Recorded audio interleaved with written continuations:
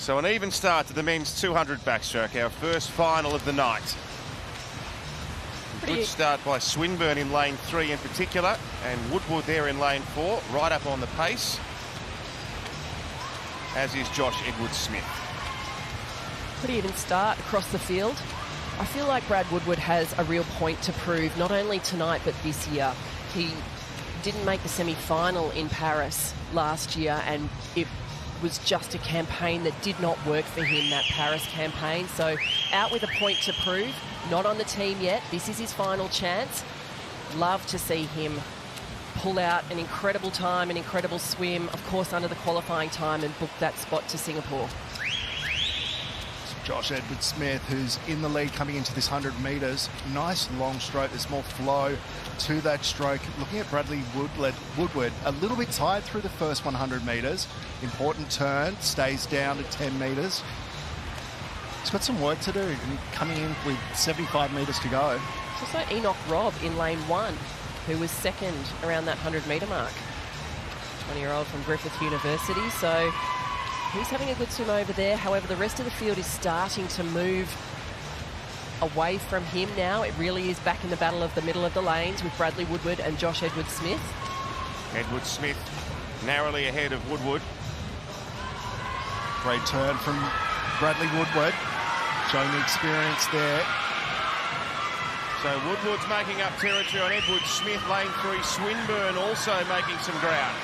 But it's Edwards-Smith leading. Woodward trying to eat into the margin. He's grinding away, getting ever closer here. Brad Woodward coming after Josh Edwards-Smith. Edwards-Smith's going to take it to the wall. Edwards-Smith the winner. Woodward second, and they've both posted qualifying times, and they are officially off to Singapore to contest this event. Oh, you can see the elation there. You can see the relief there from both Joshua Edwards-Smith and Bradley Woodward, both under the qualifying time. Oh. Yeah, I think relief is the right word. And, you know, Gianni, you told us about that leading into it. Wanted that opportunity to be recognised as this event, to be able to swim in the 100, important for the relays. His stroke was fantastic, first 150 metres, but you could see the fatigue set in with 50 metres to go. A little bit shaky coming down that last lap, which opened the opportunity for Bradley Woodward after a great turn to be able to get back in the race. What came to Josh Edwards-Smith's favour was being on a full stroke into the touch.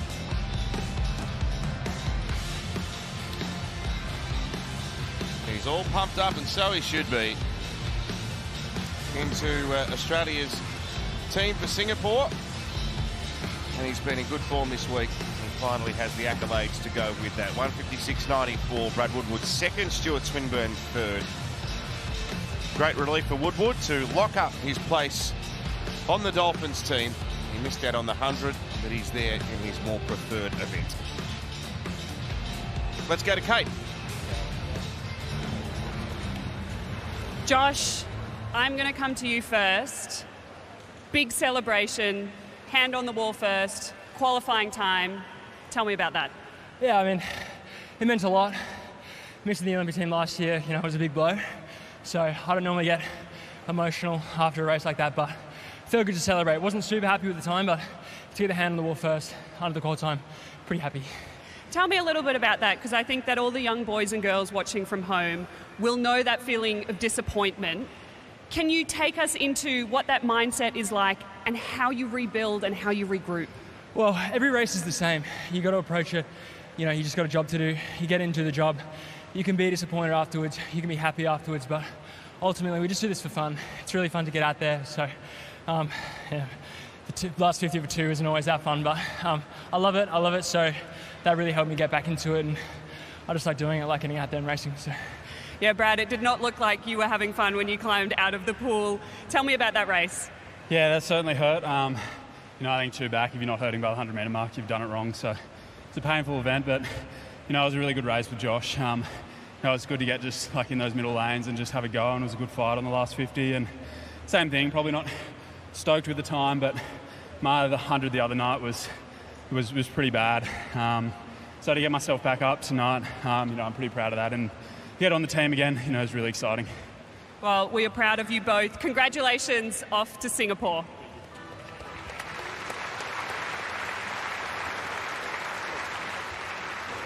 You are excited, I can tell.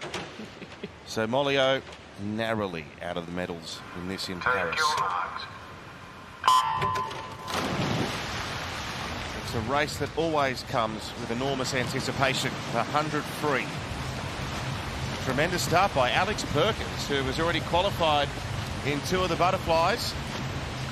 She did a PB by over half a second in the heat this morning, and she is in the form of her life. And it is almost a blanket as you go across the pool as they come into the turn. So everyone turning slightly faster than this morning. Molly, that is 0.4 faster than she split on her way out, and watch her begin to move through. But she's not able to pull away as she usually does. With 25 metres to swim, she has a slight lead, but the others are going with her. So Molly-O starting to dig in now. She's hit the front. She's so strong in the back end of these races. She looked under siege with 25 metres to swim. She cruises home in the end. We've got a soft touch once again, so disregard that. Molly-O's won the race. Olivia Wunsch has finished in second. Thorpe, that might be a little upset with Olivia Wunsch, but that was an amazing speed from Molly-O to storm home. Olivia Wunsch was fantastic off the blocks, had a great start. She looked like she was right on. She'd have the fastest reaction time, carried it through the underwater. Seeing her on the right of your screen here, surfaces before Molly-O does levered out that earlier part. Molly-O started to cruise in that last part, or was fatiguing. She had a really lazy finish, but could afford it with the distance that she actually had in the win. We're looking to the times, looking at where the improvement has been made by swimmers. We also saw Molly take a breath there, 15 metres to go. But we're looking at the top 6 swimmers here. This is for our most successful relay, the 4x100 women's freestyle relay. You've been a significant part of that, Kate. Yeah, and it is being dominated by some new faces. Shayna Jack finishing 8th in that final, so she will not be on the plane to Singapore. As we see Molly-O, Olivia Wunsch getting those individual spots. Alex Perkins, another personal best. Abby Webb, another personal best. Hannah Casey, personal best. I'm telling you, there are personal bests here, there, and everywhere. This is quite amazing. Abby Webb and Hannah Casey have dead heated. They dead heated in the 200. For 4th as well. That's absolutely, that is freakish. Freakish. They must have planned it. They couldn't have planned that. I'd also like to say, just for people to be aware of where Molly O'Callaghan's time sits for this year, she was under 53 seconds. When we look at the US trials, she's actually comparable. Of course, the fastest time of the year was 52.43 from Gretchen Walsh, but Gian Rooney is there now with Molly-O. Molly, I'll start with you. Olivia, we're going to get to you in a very quick second. But Molly, congratulations, another win tonight. But that was tough going out there, wasn't it? Yeah, look, this is probably my 400 of the season for freestyle. Definitely a tough one. I got to be a little bit nicer to myself with the lead up that I've had to this point, and the depth just shows in this 100 how much pressure there is to perform and to get to the top. So I'm pretty proud of these ladies that they could show up, especially the younger ones, to step up and fill in the roles of the older girls who've retired. And we're incredibly proud of you. We knew how tough the 200 was for you a number of nights ago. What does it mean for you to know that even throughout adversity, even with no great preparation, you can still get up and do it when it counts? I think when you're at your weakest, it's always worth it to step up because you end up stronger in the end. You leave everything on the floor and you only gain knowledge in the end run. And it just shows your mentality in the end. Like, no matter what's thrown at you, in the end you'll be unbreakable. So I think to step up and race this meet and to try and compete for another Worlds after having a big break and an injury and lots of other little things thrown at me, I think I'm pretty proud of myself to get to this point. And there's other people that I've watched this meet compete and who've gone through similar things, and they've done exactly that, and I'm pretty proud of them for doing it because I draw inspiration from them. And to be honest, also my coach Dean, even though I give him a bit of a tough time, I've been crying a lot and a bit of a mess, he's always stood by me in that point. So it's good to always go to him for knowledge, and especially my support team to look after me all this time. So I'm very grateful to have them. Well, not only another individual event in Singapore, but now the leader of this 4x1 freestyle relay team. Well done, Molly. Olivia, to you, you've had to wait until night 5, but you are going to Singapore. Yeah, I mean, it kind of doesn't feel real right now. I mean, it's always such a privilege to be able to step up with the girls. I mean, the competition is so fierce in the 100 free. That's what I love about it, and it's nothing's given. So it's really exciting to be able to step up again. I mean, yeah, it all happened so quickly. So I'm just really proud of all the girls for stepping up tonight, and yeah, it's really exciting. Yeah. Heat swimmer in Paris last year. What does it mean to you to not only cement yourself in this 4x1 freestyle relay team, but of course get an individual spot in Singapore? Yeah, it's really exciting. I mean, yeah, this year's been pretty challenging. I mean, everyone has the challenges, but I think 5 weeks ago I really didn't know where I'd be back in the water. I've had a bit of illness this year, so it's just really nice to be able to come back and race and be with the girls and just see where I'm at and just have fun with it. Not just any illness, glandular fever. Yeah. It is extraordinary that you're even here, that you're lining up on the blocks, and to swim this well, you should be so incredibly proud of yourself. Yeah, I'm pretty happy. I mean, I guess with glandular it's so unknown, like you don't really know how you're going to go in getting back into the water. So yeah, I just took it one step at a time and could focus on what I could control, and yeah, I'm really excited that's landed me there tonight, but there's plenty more things to work on, so I'm just really excited to move forward. Just like we were talking to Molly, in the fact that the team that you were part of in Paris, that 4x1 freestyle relay, has changed exponentially up until this year. So what does it mean now to be a part of that new Olympic cycle where all of a sudden you are the leaders of this squad going forward? Yeah, I mean, it's really exciting. I've looked up to these girls since I was a little kid watching the TV, so yeah, it's really exciting to be part of that, and yeah, hopefully continue the legacy of the 100 freestyle in Australia. Well, we are so proud of both of you. Congratulations. We will see you in Singapore, Thanks, ladies. guys. Fascinated to see his underwater here. He was conservative this morning in the heats. Away in the final of the men's 100 metres backstroke multi-class. He went for 8 kicks this morning underwater instead of the usual 11. How'd you see that start, Ellie? Yeah, that looked good. Ben Hans was a little conservative on the start. We heard Ariane Titmuss speak to that earlier, but he is out fast. He's rating up nice and high this evening. His split this morning was 27.14, so we'll see what he is coming into that first turn at the 50 metres. If he's ahead of world record pace. Oh, he's 1/100 under it. So the world record line will come into view on the back end here for Ben Hans, who nailed the underwater off the turn as well. He's inside the world record line again. Box office delivering again. Can he nail this world record time in front of the Adelaide crowd under the Friday night lights? It's going to be a real test here for box office Benny Hans to bring it home for a third world record of the week. And it's a qualifying time, 56.62. Just outside the world record, and QT's all over the place. Bud gets another one.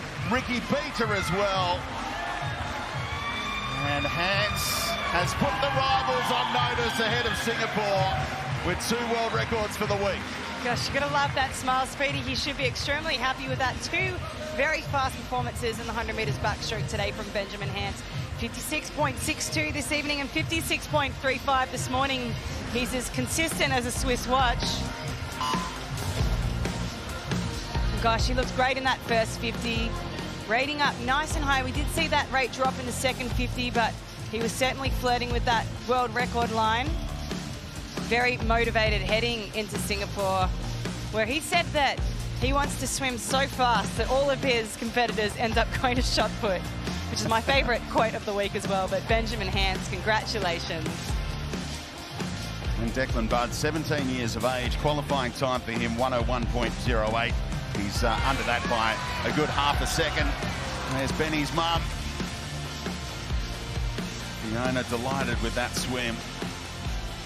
I love you, mum, said Benny the other night from down on pool deck after he nailed that other world record. So 4 qualifying times achieved in all, with Tom Gallagher in the S10 classification, the 4th. Unfortunately, Jesse Ungle's missing that qualifying time. It was his last chance tonight. Let's take it down to Gian Rooney. Well, Benny Hans, World record in the 50 earlier in the program, world record in the 100 this morning, just outside that time again tonight. You must be so proud. What a ripper meet. Yeah, thank you very much. It was a hell of a meet.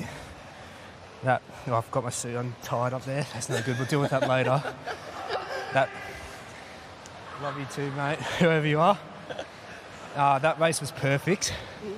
I looked at the board, switched it off, engraved the medal into my name, gold medal. Sorry, boys. Well, we loved it. Mate, $100 mine. You can go 100 fly, you can go 200 IM, Australia, get all the golds. But $100 mine. Sorry, boys. That's all for today. Thank you.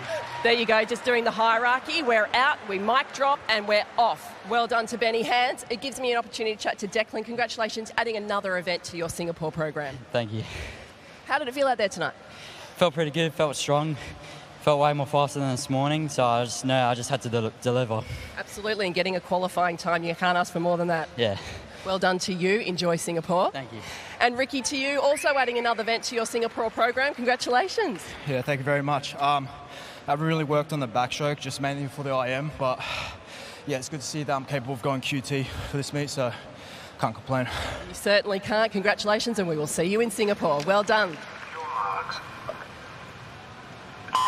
Away in the final of the women's 100 metres backstroke multi-class, and the long underwater from Jazzy Greenwood came up in front of Montana Atkinson with a nice underwater as well in lane number 6. Jasmine Greenwood out very, very well. Now, she is a brilliant medley swimmer, more known for her butterfly events, but she's only entered 2 events this week at trials. As I mentioned, she qualified in the 100 metres butterfly earlier in the week, another qualifying event for backstroke. Maddie McTurnan now making her move into that first turn. She'll need to split 33 low or under. 33 mid for McTurnan, so needs to bring it home fast for her qualifying time in the S14 classification of 108.79.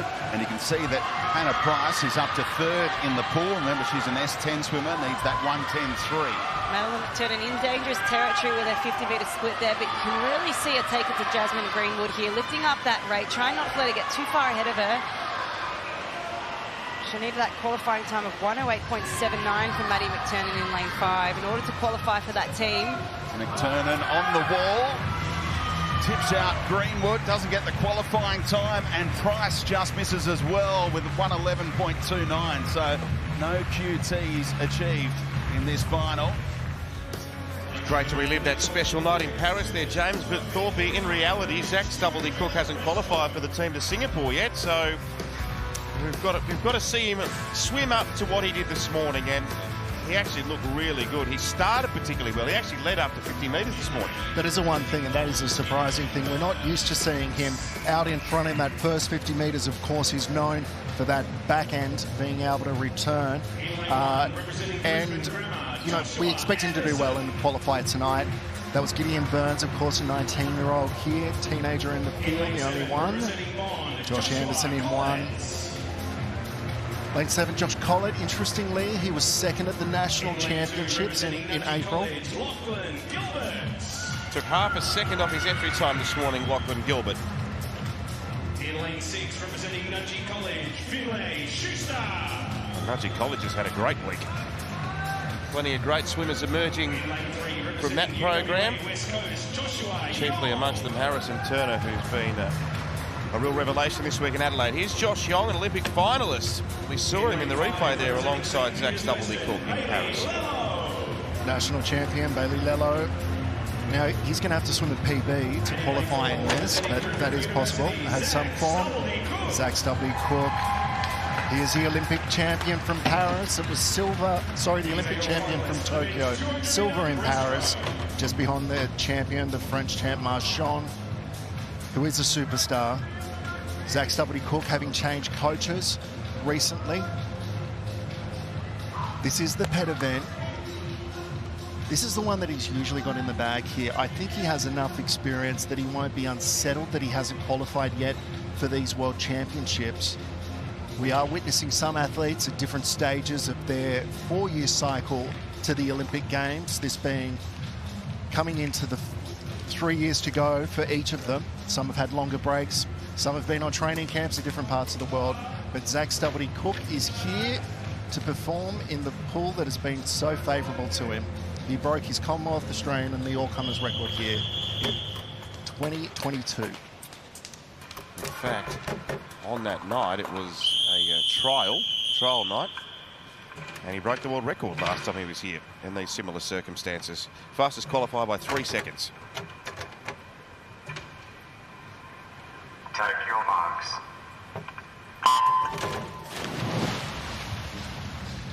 So on times, he should win, and win pretty comfortably. But pressure is a funny thing. He's made a good start again. Not quite as slick as this morning, although he's starting to push through in the middle. And he's working under Mel Marshall, who oversaw Adam Peaty's success in breaststroke swimming, and that must be an area that they've been addressing, because he has been a lot faster away this morning and again tonight, and it would appear that he's going to lead, if not in the first couple of swimmers. No, he is leading after the first 50 metres. Goes through with a comfortable lead. This is going to take a little bit out of Zach in changing and reforming his race. New coach, new strategy, being able to apply speed earlier in the race rather than relying on the last 50, which becomes dependent on where your competitors are to see the result that you wish for. But here at the selection trials here, Zach Stubblety-Cook looks like he's in control. A smooth opening 100 metres. He leads Bailey Lello and Josh Yong. That whipping motion that we saw in the kick on that underwater was great from Zach Stubblety-Cook. The way that swimming is, and what swimming quite simply is, it's about efficiency and propulsion. That kick being the strongest part where you can propel yourself through the water. Expect another big turn from Stubblety-Cook, but on either side, Josh Yong and Bailey Lello are pushing him hard. Indeed, Yong has closed the gap to Stubblety-Cook. They turn for the last 50. This is going to be a tighter finish than perhaps we were expecting. It's a good turn by Stubblety-Cook. Gee, that was a great turn by Lello. He's made up huge ground. Josh Lello looking for that PB. This is the strongest part of his race, Stubblety-Cook, and again he looks to have asserted his dominance. He's ahead of the blue line. There's a race for the blue line for second and third here. Stubblety-Cook looks like he's got it won. He's going to qualify. It's Yong leading in the battle for second. It's Yong versus the qualification time now. Does he get there, Josh Yong? No. But Zach Stubblety-Cook is the winner in 2:09.09. In fact, Josh Yong's been disqualified, Thorpe. So we'll have to look at the review for what that was for Josh Yong to be disqualified in that event. On the start there, the fastest off the blocks, from what I could see, was actually Josh Collett in lane 7. So we'll have a look at the start, see if there was any movement there. Also, on the touch, we'll look at each turn. We'll look at dolphin kicks underwater. That start, that's Zach Stubblety-Cook. The angle that he hit the water there was fantastic. But we're finding out what's the reason. We may be able to find it out why Josh Yong was disqualified in that. There's been a myriad of disqualifications this week. People must be doing things wrong. Well, it would appear so. We'll find out specifically what the issue is regarding the disqualification of Josh Yong. But for an Olympic finalist to miss qualification for the world champs is quite a shock. What did you see there, Thorpe? I don't see anything from Josh Yong on the start. They say slight movement. I didn't notice it. So it looks to me like it might be one of the turns. Start underwater. It may have been the way that he initiated his dolphin kick as well. You're allowed to do one off the start, not two. Isn't distance in this event, surprisingly, how far you come off the wall. All the others have a limitation on 15. The way that your hands touch the wall, they have to be together. There's a lot to review. Let's go to Kate with Zach. I am here with Zach. Zach, it's a long time to wait until qualification for day 5. What did you make of your swim tonight?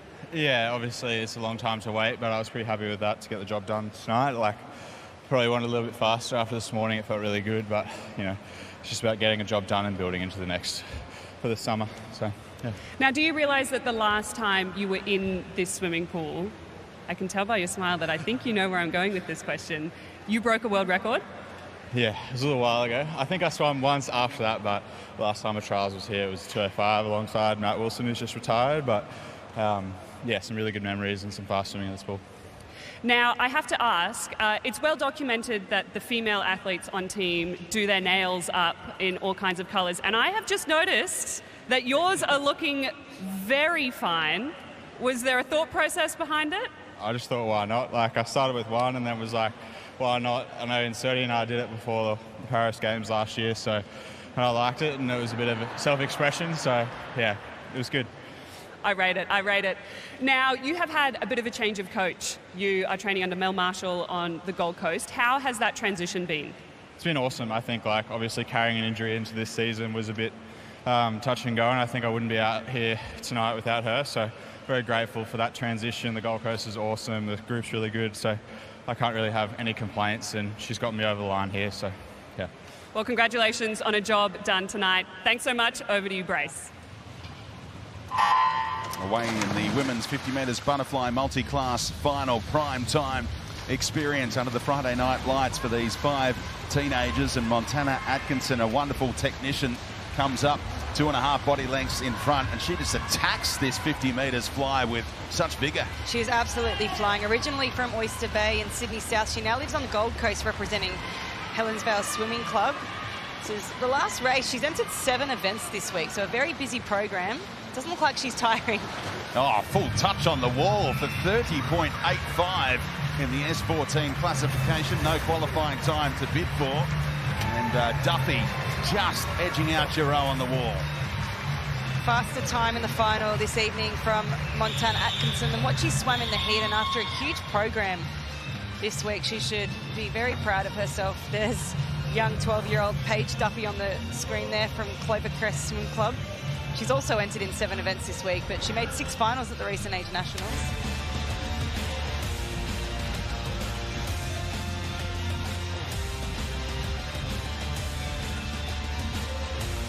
Some underwater shots there of our para swimmers. Montana Atkinson in lane 4.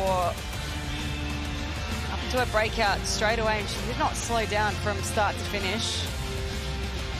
Being able to convert that time into the finals. Swim half a second faster from the heat swim, so a very impressive performance from one of our members of our paraflippers squad. She'll enjoy Abu Dhabi later this year. It's her 4th final of the week. Put herself beautifully now onto the men's 50 metres butterfly multi-class final. Just 4 competitors. Unfortunately, Cole Pearce doesn't go around after racing in the heats earlier today when he swam a new Australian record in the S10 class. 26.11 was enough to take Alex Safi out of the record books. Yes, we did see an appearance from Cole Pearce in the heat swim this morning, as you just mentioned, Speedy breaking that Australian record, but as withdrawn from the final, leaving just 4 swimmers for the last Paralympic events of the program. We have Bailey Stewart in lane 4. It's a 24-year-old from Somerville House.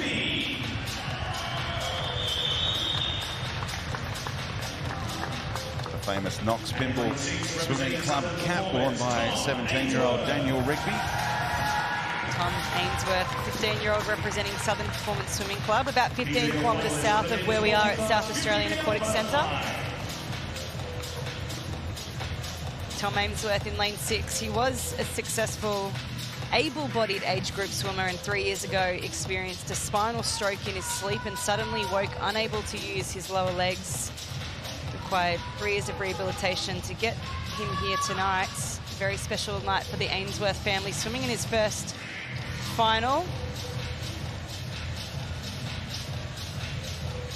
Two 17-year-olds, a 15-year-old, and Bailey Stewart, the senior citizen, the 24-year-old, in lane number 4 here. Exciting night with the final squad for the Para Swimming World Championships to be named later on this evening. They will go for gold in September. Does that make you a senior citizen, 24 years? In this final, it does.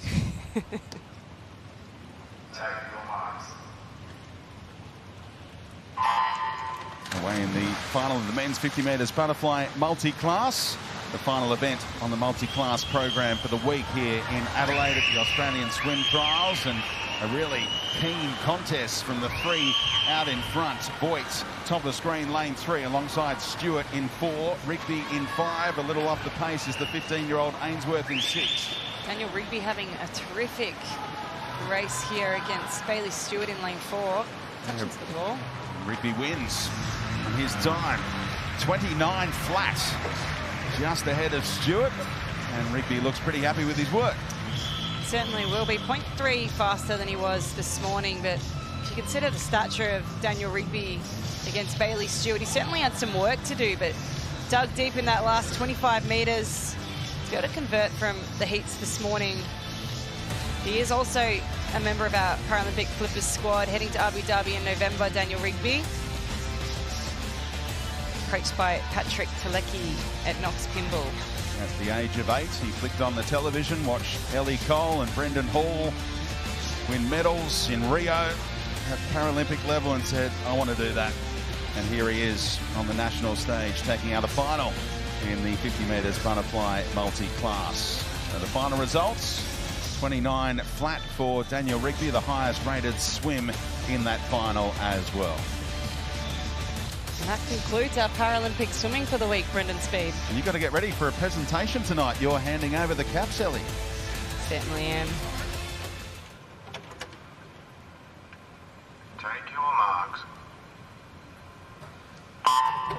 So Tara actually defeated Ella in Brisbane a couple of months back. And it was quite a decisive win in the end. So let's see whether that is the status quo or whether Ella can reverse that result. Ramsey lane 4, Kinder lane 5. So straight away, we're seeing Ella exert a bit of dominance over this field already. She looks strong, in control. Had to glide a little bit to that first turn. You notice as you become a little bit more experienced, you'll see athletes either increase their stroke rate coming into a wall or a finish to make sure they finish or turn with a full stroke on the wall.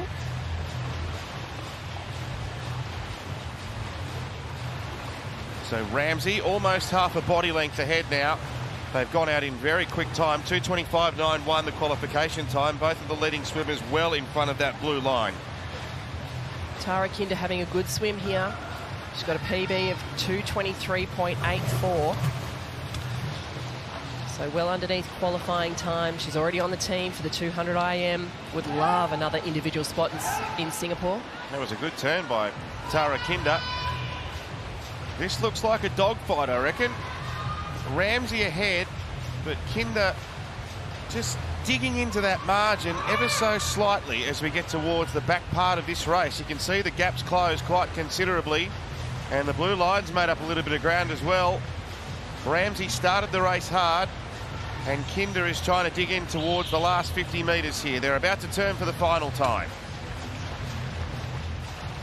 So we keep an eye on the qualifying time, that blue line behind both of these ladies, but it's not too much in play here as both athletes are already on the team, so we'll have the opportunity to swim this event in Singapore regardless, as long as they're first and second on the wall. Ramsey just. Kinder closing.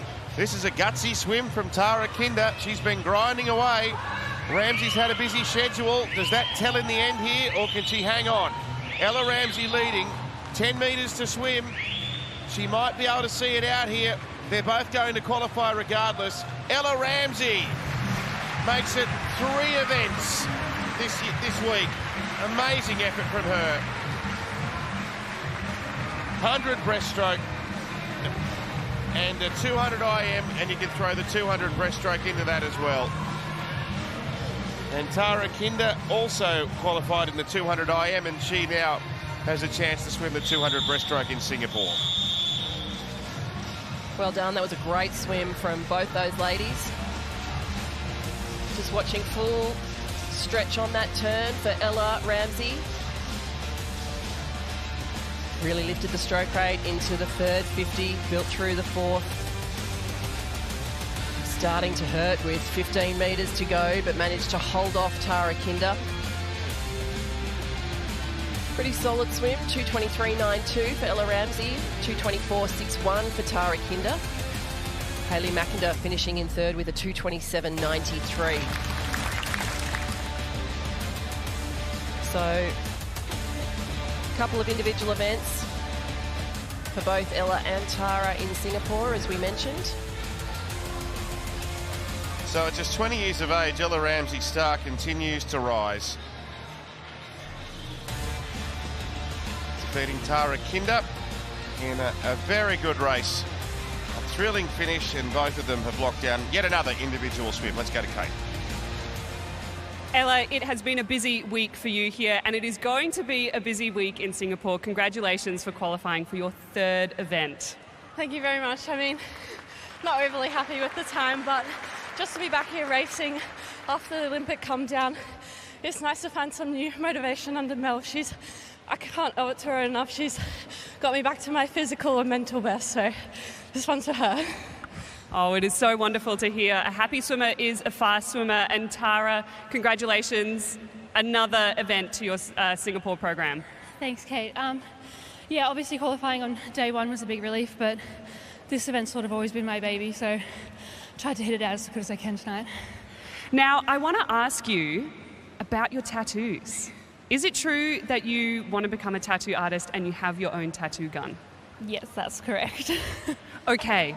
Is there a tattoo planned to commemorate this achievement? I'm not sure about this one, but just I think being a dolphin in general, I'd love to get that number sort of somewhere on me, but I don't want it to get lost in the sleeve, so I'm yet to decide where to put that one. And are you going to do it, or is someone else? Depends on which side of the body it's on, if I'm left or right hand. Big decisions to be made. Now, Ella, you have spoken about that change in coach. It's not that long until Singapore. What are you hoping to do between now and then? I think coming here, just refining the skills was the best thing. I think I've done a few PBs in my skills, so just to tidy that up again and hopefully get some more fitness under my belt. Well, we can't wait to watch you both. Congratulations, ladies. Another event in Singapore. Thanks, Brace.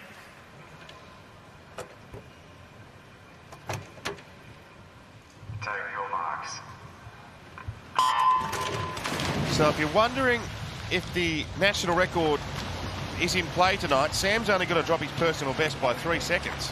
And the way he's swimming, that's very achievable. Let's see what he can do. It's great to see him back to his best. James Smith lane 1, Thomas Raymond lane 2, Mac Galea lane 3, Ben Godeman's lane 4, Sam's in 5, the 2 open water specialists, Kyle Lee in 6, Nick Sloman in 7, and Alessio Macri from lane 8. It's easy, Tomo. Just 0.1 of a second every lap. That's all he has to do. Okay. We were talking about Sam Short's arrival interview tonight, Thorpe, and you liked what you heard, didn't you? No, it was great. So Sam came in and he's in great form, and he said to the other athletes the way he was going to swim this race, if they want to stay with me, they're going to hurt. Oh, I love that talk. Which also means that he's feeling good. You don't pull out those kind of statements if you're not feeling good, and he's had a great week already. We know that he's in form. We know that he had a horrible year last year, and his Olympic campaign was completely derailed by illness and injury, so just didn't have the meet that he wanted, and it really took a fair bit to get him back in the water after Paris, to recalibrate, to find the love for swimming again, and it's so good to see him not only back in the pool, but racing well and back to his best. Back to his best and in good form. Everyone assumes everyone's at their best at the Olympic Games, but we have to deal with every issue that anyone else would.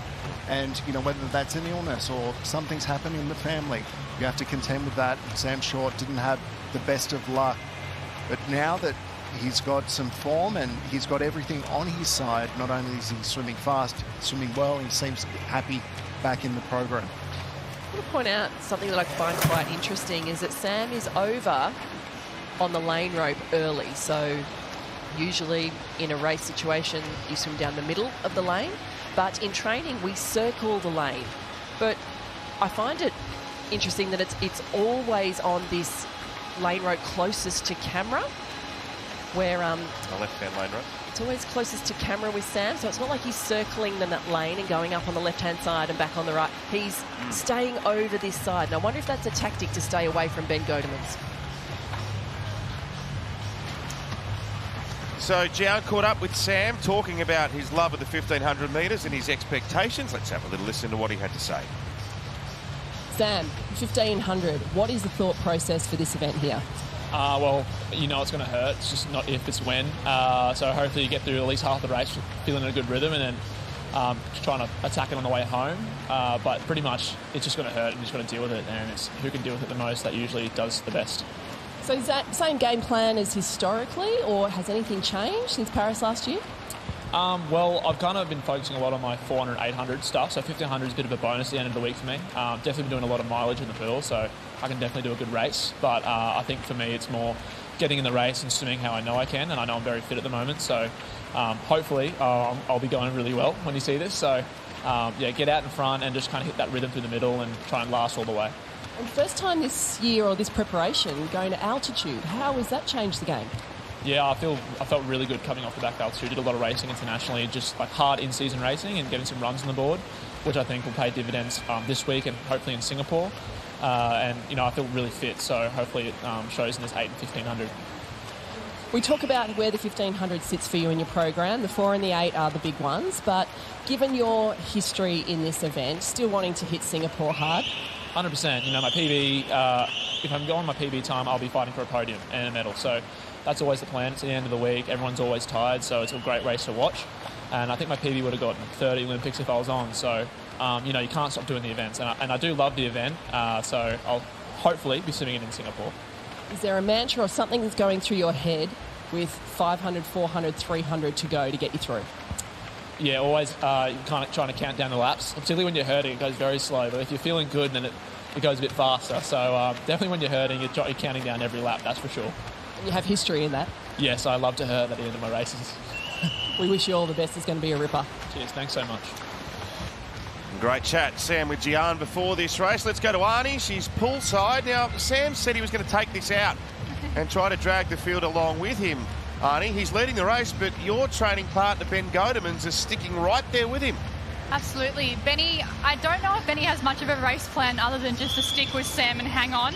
Knowing Dean, that's probably what he said. But I'm looking at Sam out in front now, and he's spoken about how he wants to take it out hard. He wants to drag the others out with him, but his stroke rate is so low. He's looking so comfortable and cruisy here, so efficient through the water. Like I spoke about before on the analysis, his turn times are better than ever. So you have 29 turns in a 1500, and if he's able to gain a little bit on Ben next to him, that's where you can also make up a little ground. But I'm interested to see how long Benny can stick with him for. He's a tough trainer, he's a tough competitor, and I think the charge from Dean would be just to hold on and hurt.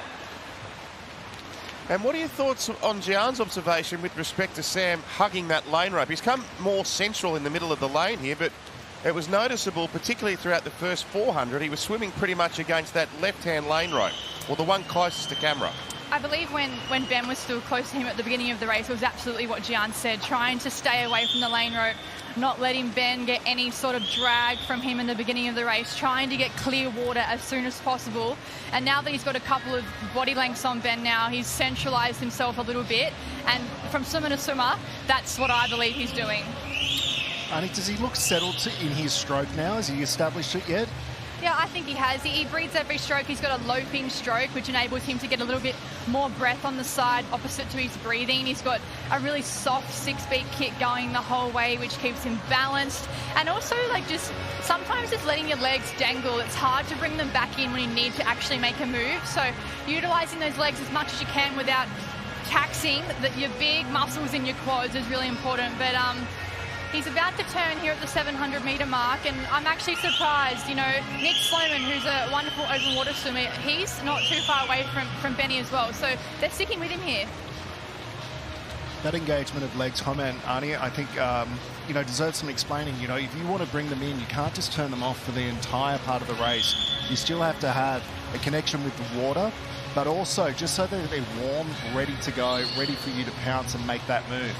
Absolutely. In a distance race, you can set into a rhythm, but sometimes you get too stuck in that rhythm. And that's why it's also so important to get out fast, get your stroke rate up, settle in, but also keep things firing. And for me, when I race an 800, I do the same thing, that nice little soft balance of the legs. So when it's time to move, you've got someone creeping up on you, you need to make a shift here off a turn, you're able to bring them in without hesitation, and it just makes it a lot easier. All right, Arnie, thanks. We'll come back down to you before this race is out. But an interesting change over the complexion of this event. Sam's still leading, but Ben Godemans has got some company now. Matt Galea starting to work himself into the race in lane 3. And as Ariane pointed out, one of our open water stars, Nick Sloman, in lane 7, also closing the gap. And that's important for the depth of this race once again. We know that Sam is the one to beat, and Sam has kind of put this field on notice from the start and has really taken it out hard. He said, if they want to come with me, they're going to hurt. But it is a credit to the rest of the athletes in the water that they're not letting him get too far away. They are still in striking distance, and it's up to Sam now to really hold on. It is that stroke settled. It's the question is around speed and how fast he'll go in this and how close the other competitors will be. It's not as though he has this, distant lead where he's not there, where people can't see him off the turns and they just kind of give up on what their position is. He's only about 7 metres ahead of them. And also with his sprint ability, which is separate to anyone else in the field. He really does have that speed when he needs it. He does have that 6-speed kick when he needs it, which is maybe very different, especially for our open water swimmers that are in this event. Yeah, they know how to stick to a speed and just go at it all day. That's what they do very well. It's as though Sam Short has an extra tool in his tool belt that he can use, he can pull out when he knows, apply that to this part of the race. So Short leading quite convincingly. Godemans hanging on to second place. But there's going to be quite the race for the second position, one would think, because he is under siege from Matt Galea and Nick Sloman, the most immediate dangers. In fact, Sloman's really creeped. He's almost gone past Godemans in second position.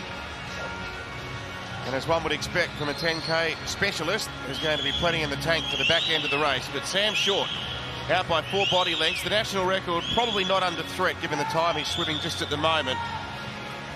But he's doing what he needs to lock up a place in the 4, the 8 and the 15 in Singapore. So he increased his kick just ever so slightly coming into that 1,000-metre mark. So that graphic on the bottom left-hand of the screen is the last 100s that he's done. That's his split times. So 1 minute flat, 59.9, 58.8, 59.5. So see how he's getting himself back into the race now. So it's almost a little bit of, I wasn't being pushed enough, or I needed to maintain a higher tempo, and he kind of got that, didn't he? It was like, right, I was feeling a little bit too comfortable. I've got to find out of my comfort zone now if I want to make this time count. He's really pulling ahead now, Sam Short. Sloman's nearly gone past Godemans. And it's as though, for me, observing this, it's as though he's just added some intensity to what his intent in this race is. And in doing so, we've spoke about the kind of stroke he takes, the way that he's extending. He has very low stroke rate throughout. He's just been able to add a component that gives him more efficiency here. Do you know what I feel? I feel like he was almost waiting for the pain to kick in.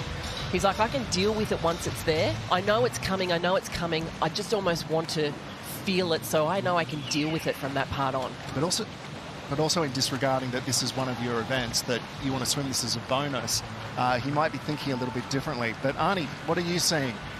He's definitely kicked up his rate, his legs are up, and my thoughts, Sam said, I'm going to drag the guys out with me. It's almost like he brought them out with his easy speed without using too much, and then once he's kind of dropped them off a bit, just kicked another gear on and just broken them. At least Benny and Nick Sloman have a bit of a match race going to keep themselves accountable, but Sam's definitely kicked on here. He almost looks like a different swimmer in this last 500 compared to that relaxed, easy roll of the shoulder that he had through the first 500.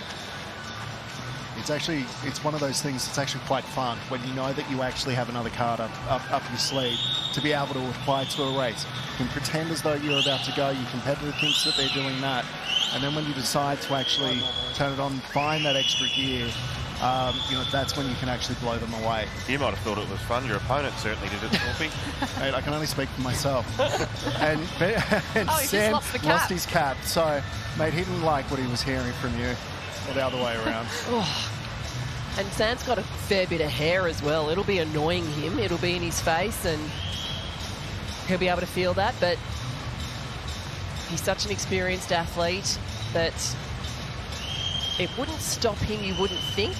However, it does provide a huge distraction when something like that happens. My biggest concern is if you put your goggles on the outside, the movement can actually flip them where water will get in. So we see most athletes putting goggles underneath their cap to prevent that in case the caps do come off. We mostly see it, I should say, in the longer events. So Godemans is dug in here in second position. He might have seen off Nick Sloman for the moment. Sloman went past him, but Godemans has been able to arrest back that second spot, and he probably leads that battle for second by about a body length. And you saw the swimmer in lane 8, that's Alessio Macri. He's been lapped by Sam Short, who turns and heads back deep into this 1,500-metre freestyle time final. In fact, look at this from Godemans. Godemans is closing the gap. I agree. This is going to be an incredible time from Ben Godemans. He is not letting Sam Short get away in any way, shape or form, and that gap is closing. It really, and quickly. Arnie's behind him, that distance. Hey, Arnie, your mate's making a move here. He's a chance late in this race. I know, he absolutely is. He's such a tough trainer and competitor, and it'd be so good to see him get a second spot on this team. Come on, Benny.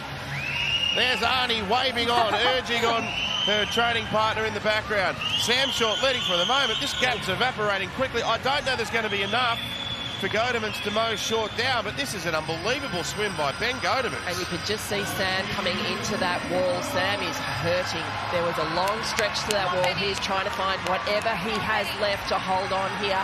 The cap coming off is thrown in. Wow. Ben Godemans He's is motoring home. Godemans is coming after him. Sam Short, the grand piano's on his back. Godemans is within half a body length. Godemans getting closer with every stroke. Short trying to hang on. Godemans is close. Short falls in. They've obliterated the qualifying time, but bang, Godemans, that is extraordinary. We're expecting Sam Short to win by the best part of a lap of the pool, and Godemans has taken him to what? Not even a body length in the end. Yeah, 0.56 of a second. Continues that winning streak that he set out earlier in the year. He took 11 seconds off his PB to get to 14.57. Now he's taken it almost another 5 seconds off. 14.52.99. What a great swim. What an epic finish. The last 100 metres. He swam it like it was a 100 freestyle sprint. I mean, if they were the instructions that he got from Dean Boxall, it was just kind of try and stick with Sam Short. The last 200, give it everything that you have, and when it hurts, try even harder. Well, the lead from Sam was out to 5 seconds at one stage of the race, and it has come down to 0.5, half a second in it by the finish. Talk about an exciting end to a 1,500. Oh, it's such a compelling event. You think back to Sam Short in Fukuoka a couple of years ago with his race against Hafnaoui, and incredible race that one. There's been some remarkable 1,500 freestyles in recent times, and that's right up there with them, even albeit a national trial. Well, I'm excited for him in looking at our legacy in this event at a World Championship level.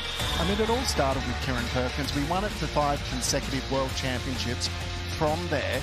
And, you know, although it's gone, there's another opportunity. It's gone to other nations where they're performing better in this race. We are still amongst the mixed in this. That race I'm talking about, Fukuoka, it was Hafnaoui from Fink, and it was the tightest 1,500-metre freestyle race ever swum. Sam Short was third in that. Look at this, the overhead shots showing it perfectly. What a surge by Godemans in the last 100. Oh, he's got jelly legs as he gets out the pull. I'm not surprised. And Arnie's the second most excited person in the building behind Ben Godemans. What an electric finish. Well, he's heading to Singapore, Ben Godemans, realising that he's somewhere in the medal reckoning, given what he's done there against Sam Short, who is a previous World Championship gold medalist in the 1500 freestyle. What a finish to the night. Sam Short defeating Ben Godemans by a very skinny margin when it was out to 5 seconds at one stage during the race. Kate is with both of the combatants. Sam, you were leaning on the rails as you were getting out of the pool. That one looked like it hurt. Yeah, I actually felt really good until like the 1,000, and then my cap started to come off, and then after that it just went downhill. But I think I'm going to buzz my head for Worlds. So. Tell me about the thought process when you can feel that something's moving. How distracting is that? How much does it put you off your race plan? I mean, a fair bit. I was actually like adjusting my cap like most of the turns at the start. I just did not want it to fall off before the 1,000, so that would have been rough. But when it fell off, I just wanted to get my hand on the wall first. I didn't expect him to catch up like 2 bike lengths on the last 50, so I got a bit scared the last couple of metres, but I felt like I was in control at the 1,000, so a lot to improve on come Worlds. Well, Ben, I might bring you in around this side. Holy smokes, mate. That last 100 metres, where did those legs come from? Well, I don't use any of them at the start, so I just have it for the last 50, but yeah, I just saved them for that part. You're having an absolute cracker of a meet, massive personal best in the 800, and you said that you were targeting this 1,500. Was that what you were after? Yeah, that was definitely what I was after. After I did some big PBs at Nationals, I was kind of like, oh, I don't know how I'm going to, do better here, but Dean helped me. He just told me it wasn't fast. So, no, it definitely helped me mentally be able to go for this and, drop some time. Now, I want you to talk me through that final 100. Is there just like something really good about feeling like you're catching Sam? Sorry, Sam. I know that it's a horrible feeling to be caught. But does that just give you like a little bit of extra edge? Yeah, that last 50 was just adrenaline, like seeing I was getting closer, and then started to believe maybe I could get it, and then, yeah, that just adrenaline gets me to the wall there. But it's close, but didn't get quite there. Well, you get another chance in Singapore, but I'm sure that Sam will have something to say about that. Congratulations, boys. Both tickets booked. Off you go. Enjoy yourself. Well-earned break.